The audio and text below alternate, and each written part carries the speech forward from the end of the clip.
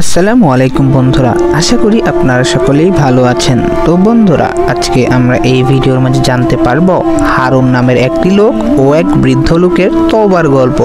তো বন্ধুরা, বেশি কথা না বলে আজকের মূল ভিডিও শুরু করা যাক। হারুন নামের এক লোক তার পাশে গিয়ে বসলেন এবং বললেন, চাচা, আপনি কাঁদছেন কেন? বৃদ্ধ লোকটি উত্তর দিল, বলল, বাছা, আমি একজন পাপী। এত বছর ধরে আমি নামাজ পড়িনি, আল্লাহর কোনো আদেশ মানিনি।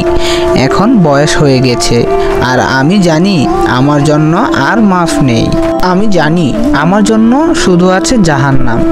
হারুন একটু ভাবলেন, তারপর বললেন, চাচা, আপনি কি জানেন না আল্লাহর রহমত কত বড়? আপনি কি জানেন আল্লাহ বলেন, হে আমার বান্দারা, যারা যারা নিজের উপর জুলুম করেছ, তোমরা আল্লাহর রহমত থেকে নিরাশ হইও না। নিশ্চয়ই আল্লাহ সমস্ত গুনাহ মাফ করে দেবেন। বৃদ্ধ লোকটি বলল, কিন্তু আমি এত বছর গুনাহ করেছি, এখন তওবা করলে কি আল্লাহ মাফ করবেন?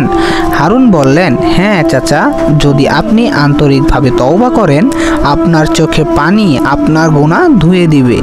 বৃদ্ধ লোকটি সেজদায় পড়ে গেলেন, কাঁদতে কাঁদতে বললেন, হে আল্লাহ, আমি ফিরে এসেছি, আমার এত বছরের গুনাহের জন্য মাফ চাই।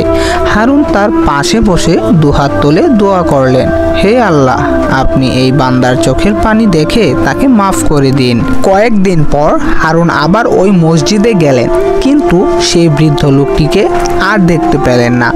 খোঁজ নিয়ে জানতে পারলেন বৃদ্ধ লোকটি কয়েকদিন পরই ইন্তেকাল করেছেন।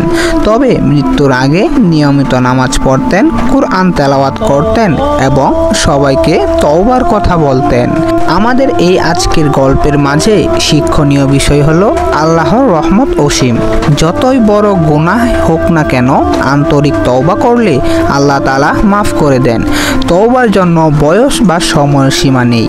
মৃত্যুর আগে যে কোনো সময় ফিরে আসা যায় আল্লাহর পথে।